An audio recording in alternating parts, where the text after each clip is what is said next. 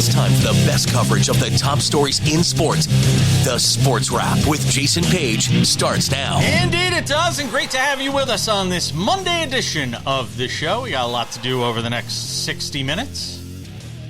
We'll be joined by our friend Bill Bender, Sporting News, college football, all things football insider. We'll get some thoughts with him. Also, be joined by Brian Twining in Odds and Ends to get us set for the finale of NASCAR. They had the penultimate race yesterday at Martinsville. We'll get into that some and a whole bunch of NFL, a little bit of baseball too, with the World Series resuming tonight in Los Angeles for Game 3. But we start things in the NFL, and Sam Yarnell is here to hang out with me for pretty much the duration today on the program. So let's go through a couple of games from week 8. I was able to squeeze in 2 NFL segments into the show today. So we won't only do 2 games and then do leftovers tomorrow. We'll do 2 segments of NFL today. We'll have leftovers tomorrow. By the way, for those wondering on the NBA stuff, there is more to talk about with that I want to get into on tomorrow's show as well. But Sam, let's start it in the NFL. What? Well, we'll kind of get into it later today, but that's okay. All right. Apparently I don't know what's on the show today. So let's talk about the Titans and the Colts, and more about the Colts in particular, because I got to tell you, I'm struggling with this because I love the story. I love the 7-1. I love the Daniel Jones redemption arc that we're going through here. I love Jonathan Taylor, who felt like he was almost left for dead a couple of years ago and now having this amazing season. And by the way, he's not winning MVP. If Saquon didn't win it last year, Jonathan Taylor's not winning it this year. Shut up. I don't want to hear it. It's not going to happen. This league won't do it. And the voters won't do it. So it's not happening. And I love what the Colts are doing. But at the same time, if we sit here and talk about what they're doing and not frame it in the context of who they have played, who they've lost to, and who they almost lost to in Denver, and at least frame the conversation correctly, I think we're doing a disservice to the audience. Now, people in Indianapolis have been all over me because I put up a post on social media yesterday about the fact that I love the Broncos story, but at the same time, I cannot say that I think they'd beat Buffalo. And honestly, I don't even know if they'd beat Kansas City if they played them. That's how I feel right now. That could change as we continue to go through the season, but that's where I am right now on this team. And when you look at the fact, oh, great, they've beaten the Titans twice, and they've beaten Miami. They have 2 games on their schedule, if we're talking about like strength of schedule here, Sam. We're talking about Denver, and we're talking about the Rams. Denver game they should have lost. They got the leverage call, bogus call. The Rams game, they had a couple of calls go against them that they probably would have won the game had they not gone against them. How do you, maybe different from me, view the Colts when we talk about contender, pretender, Super Bowl contender to win a game in the postseason? How do you frame it versus the way I'm framing it? Well, I'll just say this. I think you're forgetting about the absolute mollywhopping they went into L.A. and put on Jim Harbaugh's team. Like, this is a team the Giants that's beat that Chargers team, though. I can't get that crazy about the Chargers.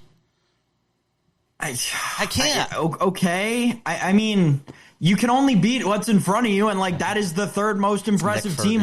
I tell you what, they've got more impressive wins than the Buffalo Bills, who everybody wants to put in front of them. I'm not saying that I'm putting them in front of the Buffalo Bills, but to me, the Indianapolis Colts are a very clear and obvious number 3 team in the AFC this year. I mean, the cart got put past the horse with the Baltimore Ravens. They're in too deep of a hole for them to be able to dig out of at this point. I disagree. No one knows what's going on with the Cincinnati Bengals, Jason. And so, yeah, you're telling me that this run game, this offensive line, that defense, which still seemingly nobody wants to talk about after putting on yet another incredible performance yesterday. I mean, yeah, they're the 3rd best team in the AFC to me. I mean, they've beaten the Raiders. They've beaten the Cardinals. With by the way, what was it, Jacoby Brissett in that game? Barely beat the Cardinals in that game with Jacoby Brissett. Beaten the Titans twice. Beaten the Raiders. Beaten the Dolphins, which is like clubbing baby seals. Sea life, be damned. I just can't. I'm just not there yet. And it's not to say I won't get there, but I'm not going to be hoodwinked because it's got that it's got feels of that Vikings team a couple of years ago that put up that great regular season number, then lost to the Giants first game in the postseason. It just has fraudulent vibes based on who they've played so far. Now, real quick, rest of the schedule for them. Falcons at the Chiefs, which is going to be, that's going to be a game where we really get a sense for where this team is. Then Texans, Jaguars, Seahawks, Niners, Jaguars, Texans. That's the remainder of the schedule. And I want to see them against that Texans team, who we're going to get to a little later on in the show, Sam. Packers and Steelers, while we have a couple of minutes. Because I think we could officially say the bloom is off the rose when it comes to this Steelers team now. I think the mask and the veil has sort of been pulled down, and we see what this team is. And what it is it might still wind up being the best team in a crappy division. That's possible. But it's a team that could not protect Aaron Rodgers last night, who had happy feet all day because he saw Micah Parsons out of every corner of his peripheral vision. And it's a team that I still think needs another receiver at the trade deadline, and I'll be curious to see if they go and get one because it feels like they're kind of struggling in that regard. As good as Aaron Rodgers looked against the Bengals, when you put him up against a good defense last night, kind of came back down to earth, crashing down to earth with no parachute, Sam. Yeah, I mean, yes, I agree with you. I don't even know if I would consider the Packers a good defense at this point, right? This is a team that, last week let the Cardinals offense score 23 points. The week before that, let the Jake Browning Bengals offense score 18 points. In a weird one. They've still got that 40 piece from the Cowboys on their resume. I don't know if we're like, yeah, the Packers defense is okay, but they're not world beaters that everyone thought they were going to be coming into the year. And the Steelers just threw up all over themselves. They looked worse than their uniforms did at home last night, Jason. It was a bad one. I mean, yeah, the Steelers probably are going to lose that division, especially if the Ravens can keep winning games with Snoop Huntley. I mean, it is a mess in the AFC North, and the Steelers are horrible. Who would have thunk it? Before the season started, I don't think any of us would have thought that the AFC North would be the mess that it is right now. I don't think so. Because no matter what you thought of the Bengals, you thought they'd win enough games. You thought Burrow would be there. Right, that's the thing, right? It's all because of the Joe Burrow injury. That's what's holding that entire division back. No, it's true. There's more to get to from that AFC North, and we'll do it a little later on in the show with another segment of NFL. But when we come back, there is baseball to talk about. World Series Game 3, we'll recap the first two games as well next.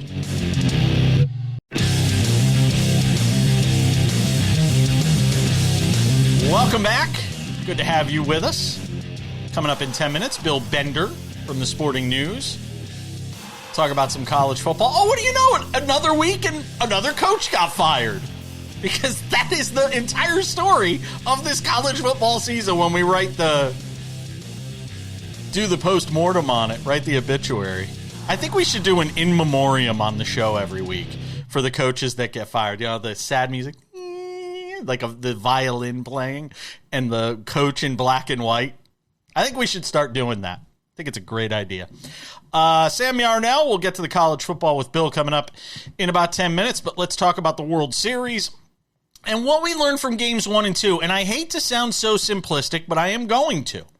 I said before this series started that the case for Toronto was you get into that Dodgers bullpen. And what happened in game 1? They got into that Dodgers bullpen. And what happened in game 1? They blew out the Dodgers. That was the story.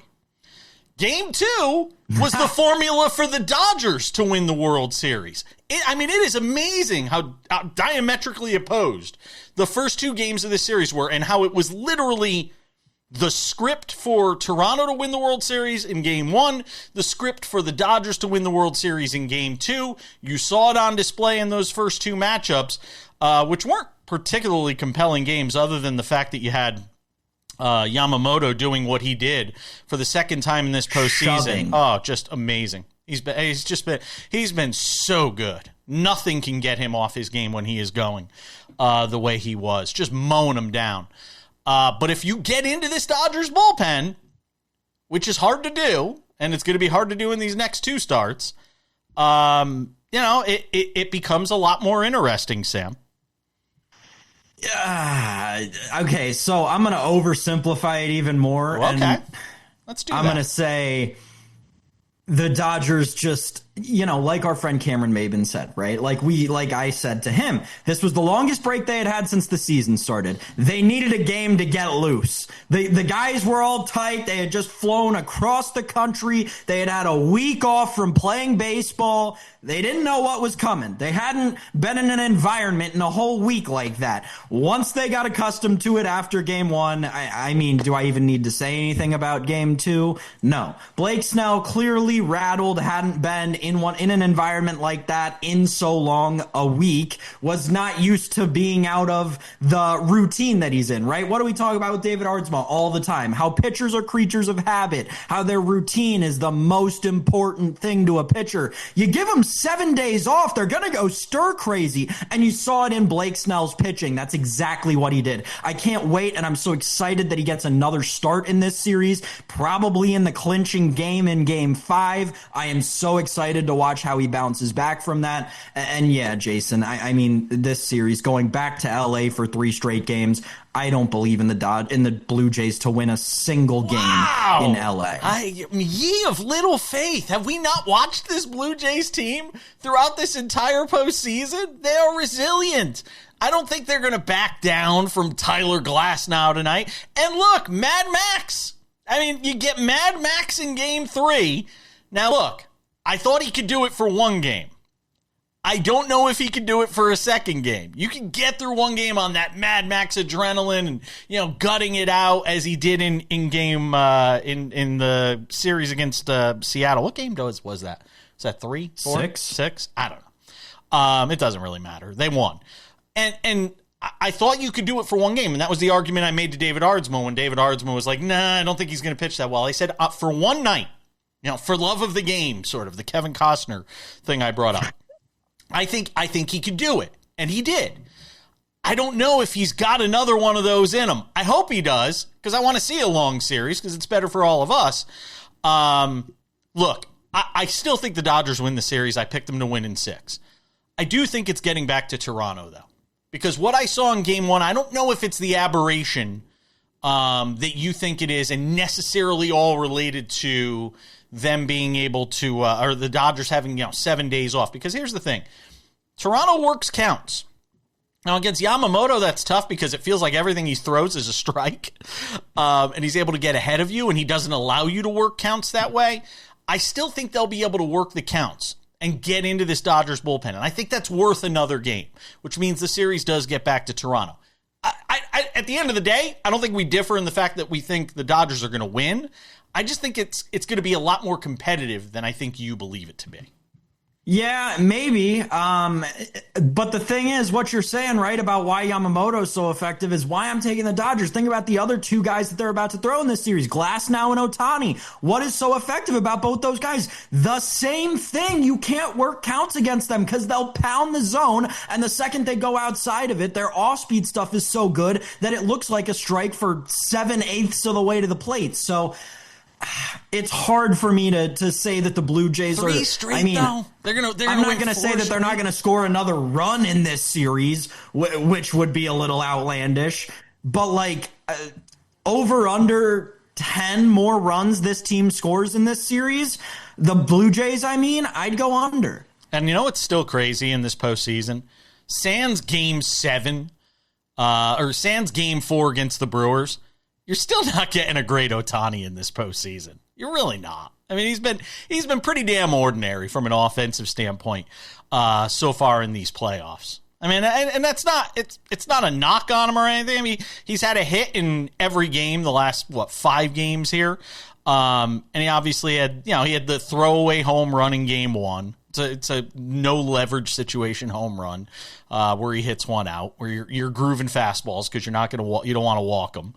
But outside of that, I mean, well, that's what we would say if Aaron Judge hit it in that spot. Oh, the king of the meaningless home run. No, it's. I mean, he's hitting 220. Sam, he's hitting 224 in this postseason. It hasn't been good, right? And it was 240 going into a game that they won, and he wasn't productive in a game that they won. But that said, he has been doing it on the mound, right? Yes, absolutely. What's his ERA in the post? Has he allowed an earned run in the postseason? I could tell you. I actually have it pulled up here. His ERA in the postseason is... This is great TV. Oh, it's fine. It's fine. His ERA in the... Oh, you know what? I can't find it. Yeah, be damned. It's all right. We'll just sit here and have a wonderful musical interlude or something like that. Ohtani has allowed 3 earned runs in 12 innings on 5 hits in the postseason. He's pitching in a dominant fashion, so yeah, it's okay that he's only got 1 hit in each of the last however many games. And also, though, let's also keep in mind, Toronto's played really well on the road in this postseason. I don't think we can forget that. What they did against the Yankees, what they did against the Mariners, they've played well on the road in this postseason. So, I think it's getting back to Toronto for 6. We're talking semantics, though, at this point. Bill Bender joins us next.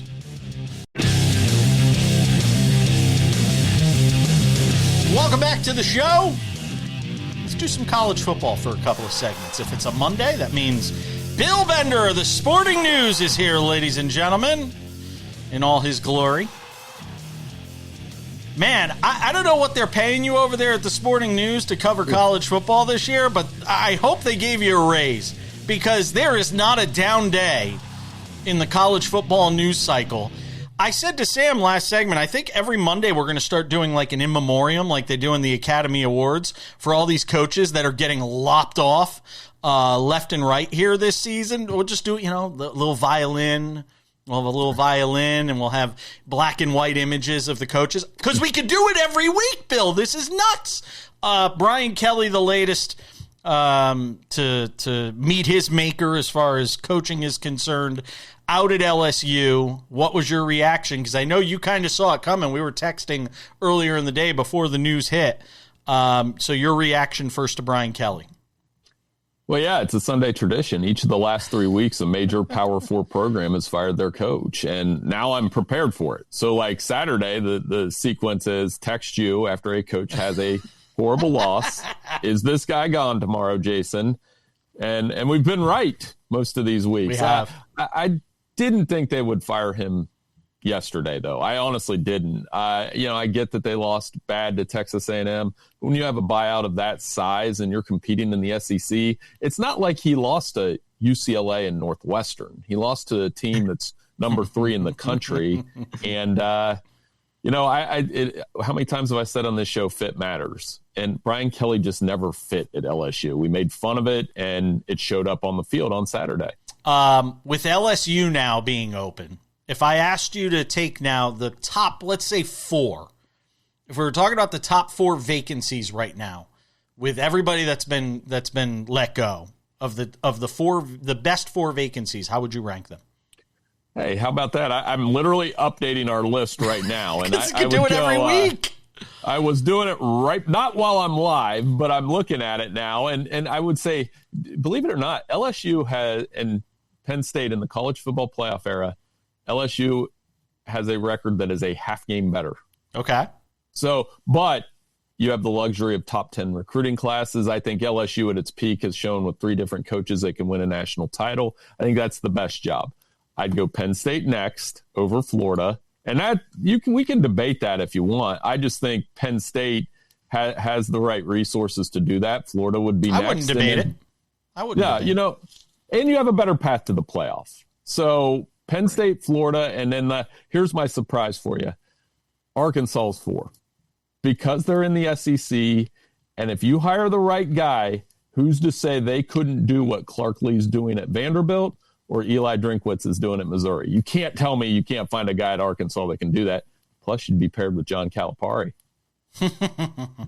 Fair enough. Well, and not to mention, Bill, you're in a new era of college football where we're seeing with, Texas Tech and Texas A&M that money matters. You got the Walmart family behind you in Arkansas. That's not going to hurt anybody in terms of recruiting and NIL deals. I wanted to talk to you on the subject of coaching. There was an interesting moment on the field in Norman on Saturday after the Ole Miss-Oklahoma game. What did you make of Lane Kiffin's interaction with the Oklahoma defensive player during his post-game interview? Lane is going to be Lane. Thank you. Exactly what I said to Sam before the segment started. I was like, this is on brand for him. What are we? We're not surprised, are we? I know Jason and I aren't. We're cynical people, Sam. Are you not cynical? Come on. Maybe not enough. You know what I honestly thought you were going to ask me is how many teams are going to have Lane Kiffin as their coach next year? Because everybody wants him, whether it's well, I want to get to that LSU. game in the next segment, but more to the point, though, this was on brand for Lane, wasn't it? Yeah, it didn't bother me that much. I mean, I get it. We can get upset about it, but he at the end of the day, they had a huge road win. They did against an SEC opponent, which he hadn't done. They did a few things to try to make that not happen. Oh my God! Particularly did you text me on the fourth down? I texted you on the fourth down early. I think it was third quarter, early on, or second quarter, where he's on his own 25, and we're all like, "There's no way he's going to snap this here, right? There's no way he's going to." Oh my God, he snapped it! What are we doing? I know. Talk about trying to snatch victory, snatch defeat from the jaws of victory. I mean, that was Lane Kiffin in that game. During the day on Saturday, or was it yesterday? It was yesterday early. They all blend in with all this football. We saw this reporting from Diana Rossini that kind of got people all up in arms about Steve Sarkisian. And, could he be going to the NFL? And, the teams are open to having him. And Diana, by the way, will be on the show Wednesday, and we love her. But this got a lot of people riled up to the point that people were putting out statements and not retracting, but sort of walking things back. So tell us from your perspective, could we see Sark in the NFL next year? Or is this more NFL teams like the idea of Sark potentially, but Sark may just like where he is right now at Texas? I don't know why he wouldn't like Texas. I know it isn't going the way that they necessarily want this year, right? And they could get theoretically beat by Vanderbilt on Saturday, and then they're out of the playoff. But you've got the best resources. You're going to have top 10 recruiting classes. The NFL, I mean, if you're looking for job security, Steve Sarkisian just took them to the playoff in back-to-back seasons in a semifinal appearance, and they're going to have talent every single season. You signed up for that, or do you want to go be an NFL offensive coordinator or coach where you can have a disaster hour like Aaron Glenn's had in the first half of the season and be gone within a year? All things considered, good on the Jets to get a win yesterday, by the way. But my point is, I think he has more job security at Texas, which is one of the tougher jobs in the country, than he would on an NFL sideline. Yeah, but I mean, didn't James Franklin feel that way, 5 weeks ago? I mean, do you really ever have security anymore? Because we see how quick this thing can turn on a dime. I don't know. Maybe he looks at what's happening around college football and what feels like a lack of security with all these Power 5 coaches and Power 4 coaches getting let go and decides, I remember Randy Edsel telling me this story when he left UConn for Maryland. And he said, I've got one jump left in me. Now, it turned out after Maryland, he went back to UConn, and that was a disaster. But Randy said to me, he's like, I got one move left to make. Maybe Sark, at his age feels like if he's got one move left to make, the time is now. That's all I would say, just in response to that. No, and to your point, and I don't know that we've figured this out yet in the last 3 weeks, is that are college coaches now NFL coaches? That's and exactly I mean it in that it. sense. Yes, that is exactly it. And here's the hard part. Yes. College coaches are this sport's governed by emotion more than the NFL. Yes. And that's why I think you have a great point. Yeah. We can continue this on the other side. More with Bill Bender from the Sporting News on the college football next.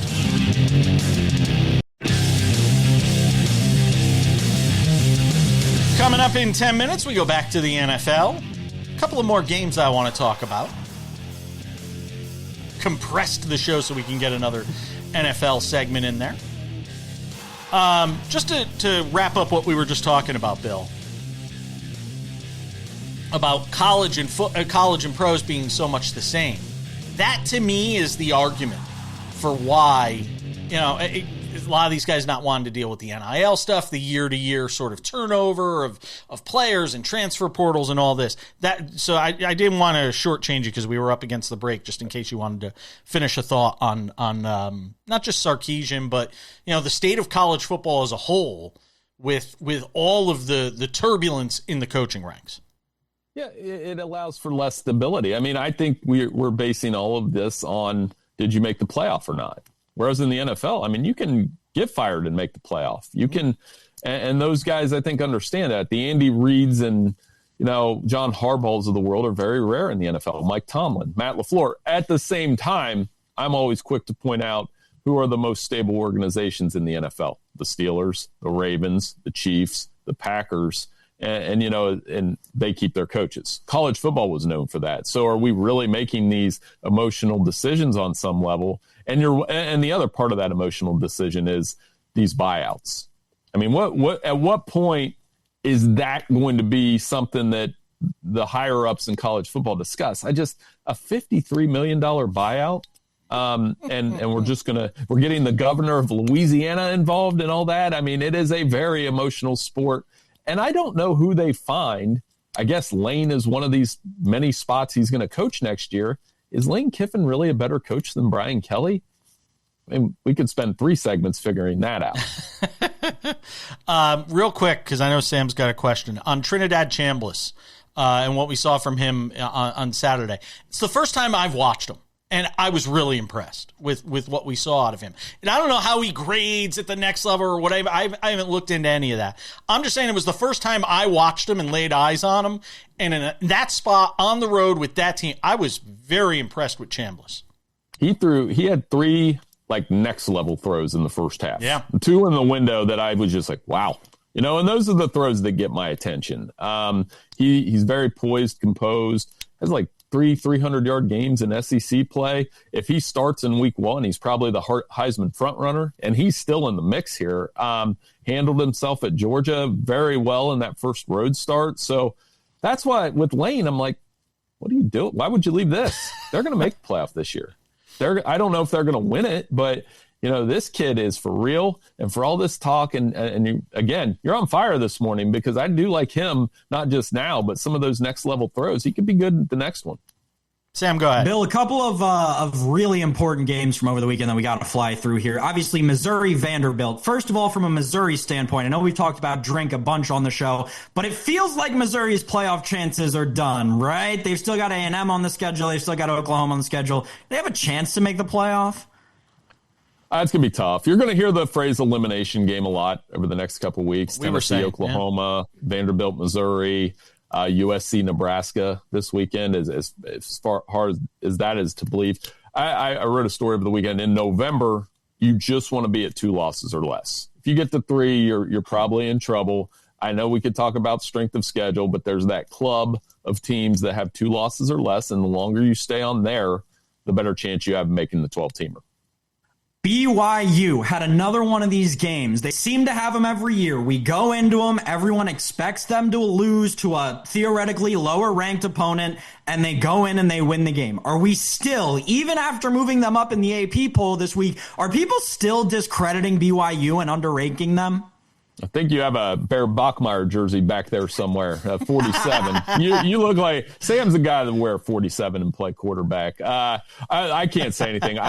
Long story short, I played receiver in high school and wore 92, but I was a huge Reggie White fan. But to BYU's point, they're just finding ways to win, and they're tough. Their running game's really good around Bachmeier and LJ Martin. Their defense is good, and they did this last year. We watched them get into deep November with an undefeated record, and it was based off turnovers. And I still kind of like them in this Big 12 race. I'm not 100% sold on Texas Tech with the injuries at quarterback. And that Utah-Cincinnati game this weekend is going to be huge. That's a great game. Great opportunity for the Bearcats on the road. Last one from me is South Florida, Memphis, because the G5 picture's gotten a little messy. You've still got JMU in there. Obviously, the South Florida loss means a lot, but this Memphis team is hot. Who do you think is going to, in this first CFP poll that we're getting, 9 days from now, who do you think is going to be that G5 bid? Well, I mean, somebody out of the American. I think Memphis made a big statement with that win over the weekend. I like Navy. The problem with Navy is they got to play Notre Dame. So their margin for error is less. They've got to win the American Conference. I love Blake Horvath, by the way. 300 yards last week, 4 rushing touchdowns this week. He's from right up the road in Hilliard. He's a Campbell Trophy finalist. Do I need to sell him more? He's a really good kid, and hoping Navy. It'd be awesome to see Navy get in the playoff and then have to play Army the next week. Isn't that how that works? That is. That's kind of wild. Hey, before I let you go in the last minute here, Deion Sanders looked like he was at a loss to try and figure out how Colorado could get whooped as bad as they did by Utah. As much as we talk about this being a one-and-done potentially for Bill Belichick, is this the last year for Deion at Colorado? Might be. That was the sign that it might be. That was a brutal beatdown in the first half against Utah. That wasn't just bad. That was as bad as it can get. Obviously, I can't speak for his health, just other than to say I'm really happy he recovered from bladder cancer. But that's part of the decision, I'm sure. Can he continue to go on and coach at the level he wants to coach at? But as far as on the field, it's just a reminder that, man, last year they had 2 really transcendent college football players, and this year not so much. Bill Bender of the Sporting News does a terrific job on college football. We jammed a lot into those 2 segments, my friend. Thanks for being with us. We'll see you back here next week. Hey, no problem. Thanks for having me on.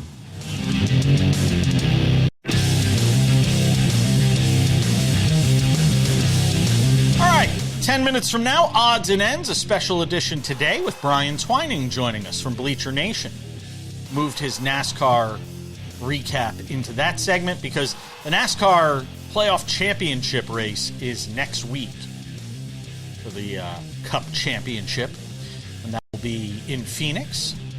Talk about the race in Martinsville yesterday and what we expect to see in Phoenix with Brian Twining of Bleacher Nation. But Sam Yarnell, some more NFL before we get to that. Let's talk about the Ravens, who win with Snoop Huntley yesterday, and we had been wondering. And I think we were all under the impression that Lamar Jackson was going to play in this game based on the reporting we had going into Friday and coming through Friday with him fully practicing. And then all of a sudden we find out over the weekend he's not starting. Instead, they're going to start him on Thursday against the Miami Dolphins. The Ravens get a big win in this game against a Bears team that had obviously been playing better. And the encouraging thing was twofold for the Ravens. 1, they got a couple of defensive pieces back. And 2, that defense actually played better. Now, again, it is the Bears, so we have to take it with a bit of a grain of salt. But a win is a win for a team that's been struggling the way this Ravens team was. And compounding that, and we'll get to the injury reporting stuff in a second, but I think it's important to talk about it in the context of the AFC North. When you watch what happened to the Steelers last night, when you have a Bengals team that could have been 4-4, if not sucking it up against the Jets and giving up 39 points to a team that couldn't put offense together at all this season.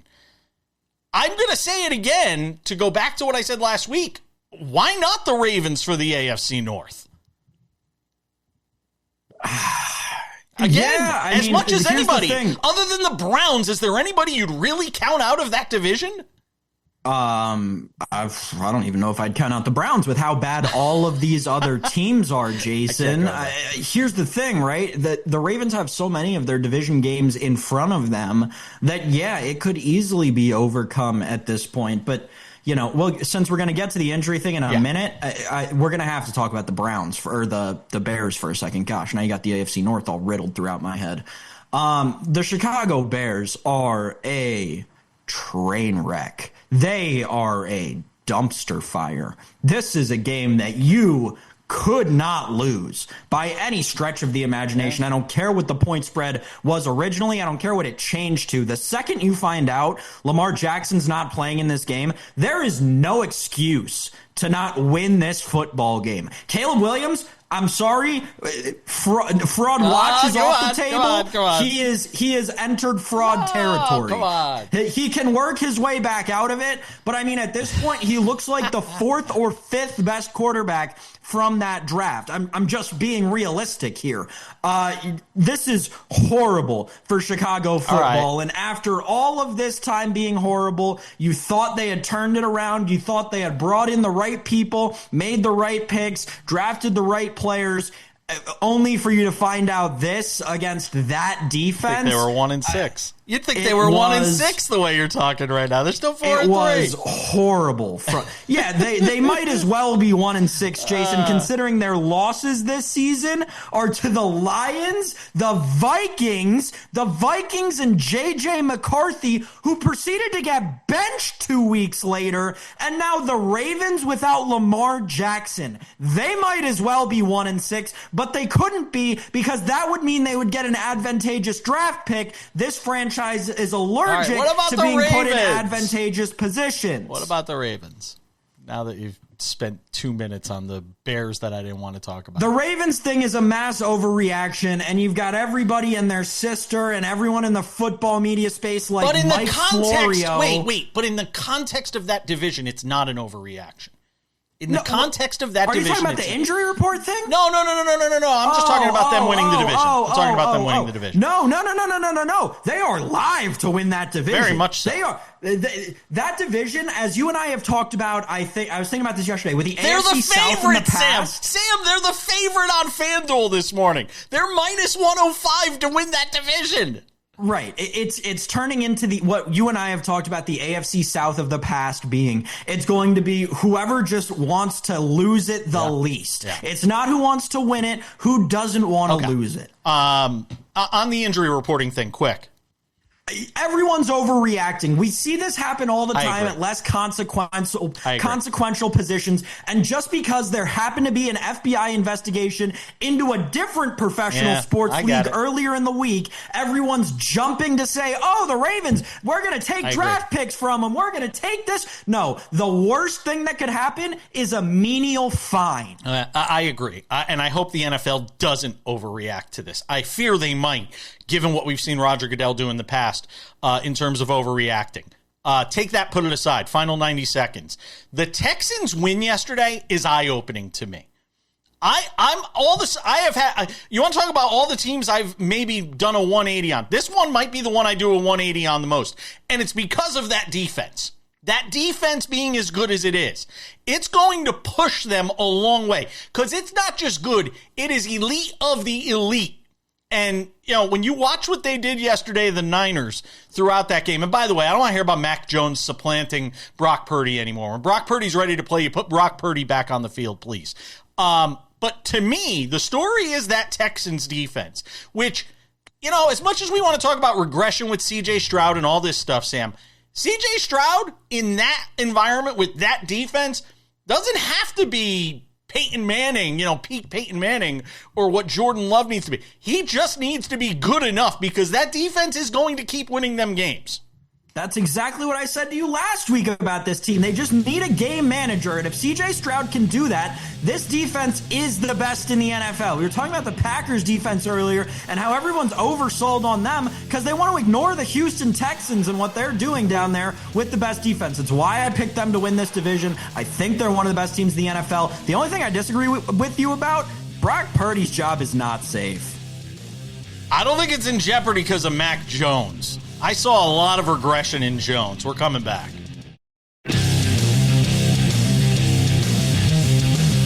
Welcome back to the show. Just about time to put the wraps on this baby. But before we do, a couple of quick reminders. If you have not done so yet, make sure to subscribe to the Sports Wrap with Jason Page podcast.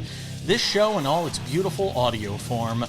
45 minutes, Monday through Friday, available wherever you get your podcasts. That's the Sports Wrap with Jason Page podcast. In addition, we now have the Sports Wrap with Jason Page YouTube channel, which if you have not subscribed yet, you don't know what you're missing. The TV version of the show, available Monday through Friday on our YouTube channel, commercial free. Again, 45 minutes, nice package there. Go and check it out. We also have SportsWrap shorts there, which if you have not seen them, that's worth subscribing to our YouTube channel alone for. When the top stories break in sports, when the top games happen, we've got SportsWrap shorts there to cover it when the top stories happen as well. So you want to go and check that out as well. SportsWrap with Jason Page YouTube channel. And without any further delay on this Monday edition of the show, time for some odds and ends. Odds and ends. And that's not Sam Yarnell. That's Brian Twining of Bleacher Nation, who joins us every Monday, just about every Monday, to recap what's going on in NASCAR. We moved him into this segment today because I wanted to get in an extra NFL segment. But I wanted to make sure we had Brian on because we had the penultimate race to the season yesterday with the race in Martinsville, which sets us up for the Final Four, Brian, in NASCAR for the Cup Championship next week in Phoenix. A win for William Byron yesterday. First of all, your surprise, I guess, at Byron winning this race? As a matter of fact, I was not. Denny Hamlin predicted this would kind of go this way on his episode of Actions Detrimental this week, and we've seen Byron do this in the past this year. When he unloads well, qualifies well, he tends to be an elite car, and he showed that all day. 304 laps led in that race. What was it with the Toyotas yesterday, though? Some struggle. I heard some stuff. Maybe they were testing out an engine because they didn't have anything to lose. With their spots already secured for next week in Phoenix. What was going on with the Toyotas yesterday? This has been kind of a lingering problem this season as a whole. We've seen Denny have multiple mechanical failures. We've seen Ty Gibbs have issues. We saw Chase Briscoe yesterday suffer some type of terminal issue. So maybe they were testing. I'm not really too concerned about Phoenix as we head into that track, but there are some question marks for that camp, for sure. Denny Hamlin and Chase Briscoe both having some failures yesterday, neither of them obviously finishing the race. All right, let's talk about the Cup Series Playoffs Championship Field of Four. You got Chase Briscoe, a couple of Toyotas there with Briscoe and Hamlin. You've got the Chevys with William Byron and Kyle Larson. And to me, the funniest thing still continues to be Kyle Larson, who has not won in this postseason, yet finds himself in the playoff championship. Pretty amazing stuff. Yeah, it's like the quietest run that Larson's ever had heading into a championship race. And it would not shock anybody if he goes out there and he actually wins the championship. But it seems like they've been kind of flying under the radar during the playoffs, for sure. From a betting standpoint, when you look at these four, and obviously you'll want to see what their cars look like when they get to Phoenix, but just from sort of a 50,000 foot view, from the macro view, as you look at this for next weekend, what are you looking at? Yeah, I expect Kyle Larson and William Byron to kind of be co-favorites here. Just with how good HMS has looked and what the odds have said leading into this race, with Denny Hamlin being probably the third shortest, and then surprisingly in the community that Chase Briscoe is going to be the underdog when a lot of us actually think he should probably be the favorite with how well this team has been this year. Were you surprised Joey Logano didn't make it from what we saw throughout the entire season, through the playoffs and everything? Were you surprised we didn't see Joey Logano in this championship four? No, they never really had the car. The one guy that shocked me for sure is Ryan Blaney. I was holding numerous futures tickets on him. We saw it yesterday. I was very shocked to see him drive from 31st up to the first spot and lead a bunch of laps there. I thought for sure he was going to win again for a third straight year at Martinsville, but it's definitely Blaney as the biggest surprise. In the final minute for the NASCAR novice, what does it all mean next week if one of the non-Final Four here, if somebody other than the non-Final Four wins this race? How does that all line up? You're going to get long odds on that because traditionally it's only happened once in this current format that the non-championship four driver has won the championship race. So if it does happen, it will be a surprise. But don't count out the Penske cars of not trying to just shove it to the rest of the field and say, yeah, you're lucky we're not here, and seeing Ryan Blaney or Joey Logano still win at Phoenix. So what happens in that scenario then? Is it just the next best driver? It's the highest finishing championship four driver. That would be chaotic, which would be great for us. I mean, we love chaos, right? It's like the end of the college football season and rooting for teams to lose just so the playoff committee has to sit there in a room and stew around and try to figure out where to put everybody. That's what we're rooting for, right? Exactly. And, I just want to say, for everybody that hates this format, we have probably the 4 most deserving teams in the championship race. That's all you can ask for. Brian Twining does a great job with NASCAR from Bleacher Nation. Thank you for hanging out with us as always. We'll talk to you next week, my friend. Yes, sir. Are you going to the race, by the way? Oh, 100%. Yes. Okay. Even better. It's Brian Twining of Bleacher Nation, one of the busiest men I know. It's going to do it for us on this Monday edition of the show. Thank you to Bill Bender. Thank you to Sam Yarnell. Thanks to Brian Twining. Thanks to all of you for watching wherever and however you are consuming the show. I'm Jason Page. We'll see you back here on Tuesday for an all-new edition of Sports Wrap. Have a great one.